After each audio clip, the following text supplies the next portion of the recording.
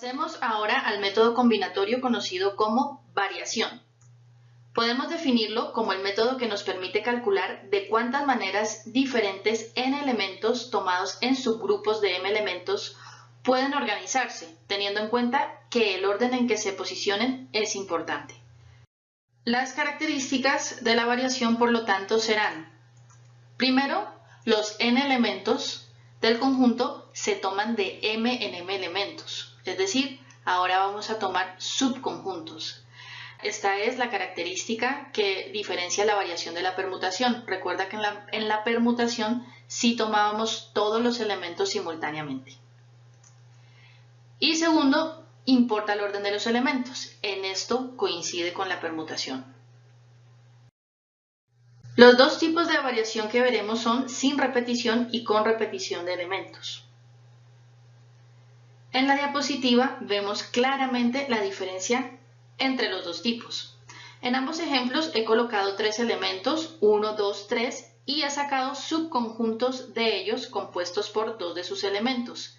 Se ve claramente que el orden de los elementos es relevante, pues vemos que se cuentan como dos ordenamientos diferentes, como dos subconjuntos diferentes, si lo quieres llamar así, a dos elementos que varían en su posición. Por ejemplo, este caso que vemos aquí, el 1, 3, es diferente del 3, 1. Por lo tanto, se cuenta como un subconjunto más, como un ordenamiento más. En el ejemplo de la derecha, aparte de los subconjuntos en los que coincide con la variación sin repetición, al tener en cuenta elementos repetidos, es lógico que existan los subconjuntos 1, 1, 2, 2 y 3, 3. Date cuenta además que al ser elementos indistinguibles, es decir, me da lo mismo tener 1, 1 por un lado y luego cambiarlos de posición, el 1 de la derecha por el 1 de la izquierda, si al final voy a tener el mismo subconjunto 1, 1. Por lo tanto, se cuentan una sola vez. Una vez dicho esto, podemos empezar con los problemas. El primero de ellos dice: en una competición de natación hay 5 nadadoras. Se entregarán premios a las primeras 3 que lleguen a la meta. Los premios son diferentes para cada una, dependiendo de la posición que ocupen en la competencia. ¿De cuántas maneras pueden ocupar los 3 primeros puestos estas 5 nadadoras? Si seguimos la metodología explicada, una vez leído el enunciado y entendiendo lo que nos han pedido, vemos que no hay ninguna restricción. Simplemente se especifica que formemos subconjuntos de 3 elementos a partir del conjunto de 5 elementos compuesto por las nadadoras. Respondamos rápidamente a las 3 preguntas que nos guían hacia el método adecuado. Ya te las debes de haber aprendido de memoria seguro. Primero, ¿es importante el orden? Sí, es importante el orden. El enunciado dice que los premios serán diferentes. Esto es muy importante, pues nos está indicando que hay una importancia en el orden. No es lo mismo que una nadadora llegue en primer lugar, en segundo o en tercero. Hay un premio diferente para cada una de ellas. Hay una jerarquía. Por lo tanto, el orden es importante. Segundo, ¿todos los elementos se ordenan de forma simultánea? No. Está claro que nos interesan solo los 3 primeros puestos nada más. Para resolver el problema, utilizaremos subconjuntos. Y por último, ¿existen elementos repetidos? No, pues lógicamente las personas no pueden repetirse. Por lo tanto, estamos hablando de un problema de variación sin repetición. El último paso del método es aplicar la fórmula correcta que vemos en la diapositiva, en donde n factorial es siempre el número de elementos totales del problema y n menos m factorial, que vemos en el denominador, es la diferencia entre el número de elementos totales menos el número de elementos que tomaremos para crear los subconjuntos, que en este caso es 3. 5 menos 3 nos da 2 factorial y resolviendo nos dan 60 diferentes formas de llegada de las nadadoras. El siguiente tema también es muy típico de los métodos combinatorios. Dice: la baraja española consta de 48 cartas divididas en 4 palos o familias. Extraemos 4 cartas de 2 diferentes maneras. La primera es que no volvemos a introducir la carta o las cartas, en este caso, luego de ser extraídas, es decir, una extracción sin reposición.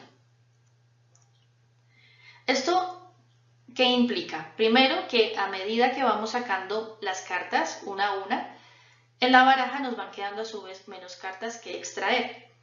Segundo, no hay posibilidad de que por azar saquemos una misma carta 2, 3 o incluso las 4 veces. Y tercero, cada una de las 4 extracciones son eventos dependientes. Esto quiere decir que la extracción de cada una de las cartas depende de la extracción anterior. Por ejemplo, una vez sacada la primera carta, ya nos ha cambiado las condiciones del procedimiento. Ya hay una carta menos en la baraja. Para la tercera habrá 2 cartas menos, para la cuarta 3 cartas menos. Hay claramente una dependencia entre cada uno de los sucesos. Aquí he puesto 2 formas de resolver este primer apartado. Puedes escoger la que te parezca más fácil, la que sea más razonable para ti. La primera es aplicando el principio de producto y la segunda es con la fórmula de variación sin repetición.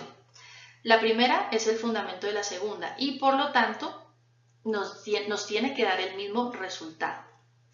Utilizando el principio de producto y sabiendo lo que comentamos anteriormente, al ser una extracción sin reposición, vemos que la primera carta puede ser cualquiera de las 48 de la baraja, mientras que la segunda, en la baraja ya hay solo 47 cartas, por lo que puede ser una de esas 47. La tercera puede ser una de las 46 y por último la cuarta una de las 45 remanentes en la baraja. Así que lo único que queda es multiplicar cada una de estas posibilidades. Por otro lado, tenemos la fórmula de variación sin repetición. Si contestas las preguntas del esquema, vas a llegar a la fórmula y vas a obtener el mismo resultado que con el principio de producto. Las preguntas son, primero, ¿importa el orden? Sí, sí que importa el orden. Pues contaríamos como un nuevo subconjunto, como un nuevo ordenamiento. Si por ejemplo en las 4 cartas que tienes en la foto se invirtiera la primera y la segunda o las 4 al mismo tiempo o la segunda con la tercera, etc.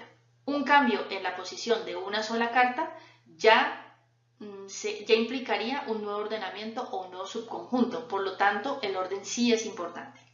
Segundo, no se toman todos los elementos de la baraja simultáneamente, usamos subconjuntos de 4 cartas.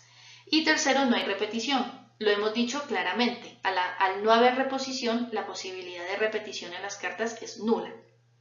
Una vez resuelto el primer apartado, podemos pasar al siguiente, en donde vamos a extraer 4 cartas, pero ahora vamos a volver a introducir la carta una vez extraída, es decir, va a regresar a la baraja, o lo que es lo mismo una extracción con reposición.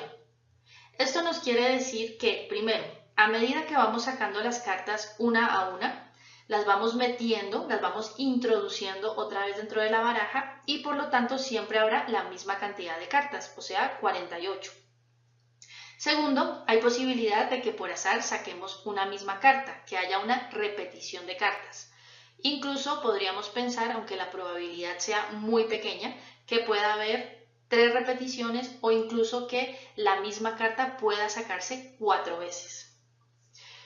Y tercero, cada una de las 4 extracciones son eventos independientes. Esto quiere decir que la extracción de cada una de las cartas no depende de la extracción anterior. Una vez que vuelves a introducir la carta, la baraja vuelve a tener el mismo número de cartas y la extracción de una nueva empieza de 0. Dejo que respondas por ti mismo las 3 preguntas del esquema y llegues a la conclusión de que se trata de una variación con repetición. Aplicando el principio del producto, multiplicamos 4 veces por 48, pues en cada extracción habrá 48 cartas disponibles para ser extraídas, 48 posibilidades, pues la baraja se mantiene constante. Por otro lado, utilizando la fórmula de la variación con repetición, en donde n es el número total de elementos, en este caso 48, y m el número total de elementos que tomamos para formar los diferentes subconjuntos, en este caso 4, obtenemos el mismo resultado que con el primer método, con el principio de producto. El siguiente problema nos dice, las matrículas o placas de vehículos en Colombia se componen de 3 letras y 3 números. Suponiendo que el abecedario tiene 27 letras y que se utilizan los dígitos de 0 a 9, ¿cuántos vehículos podremos identificar con estas matrículas? Siguiendo la metodología, Si has leído bien el enunciado, puedes darte cuenta que no hay ninguna restricción, por lo que podemos pasar a responder las preguntas. En primer lugar, el orden es importante, pues cada matrícula corresponderá a un vehículo en concreto. En segundo lugar, los elementos no se ordenan de forma simultánea, hay subconjuntos de los elementos totales. El primer conjunto, que denotaremos con la letra N, está formado por las 27 letras del abecedario. De este conjunto sacaremos subconjuntos de 3 elementos, es decir, M será igual a 3. Por otro lado, tenemos un segundo conjunto que denoté con la letra A, que contiene los dígitos del 0 al 9, es decir, contiene 10 elementos. De este conjunto también sacaremos subconjuntos de 3 elementos. A este valor lo he denotado con la letra B.